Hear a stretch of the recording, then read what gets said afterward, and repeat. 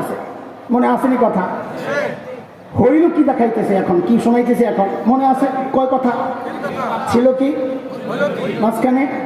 মাসা হইল কি? হযরত আব্দুর রহমান ইবনে আউফ বলেন, মুসাবকে যখন দাফন করতে আসে, এখন যেহেতু ওর কাপড় দিয়াই ওর কাফনের ব্যবস্থা করতে হবে, হায় দেখি যে শরীরে একটা মাত্র চাদরের টুকরা দিয়া সতর্কটা দায়িকা রাখছে। ছিল কি পরিবর্তন দেখে, আর পরিবর্তন তো এখনো হয়। হযরত আব্দুর রহমান ইবনে আউফ বলেন, এখন এত ছোট কাপড়টা, ইন গুত্তিয়া বিহা রাসুহু বাদাত রিজলাহ ওয়া ইন গুত্তিয়া বিহা রিজলাহ বাদা রাসুহু।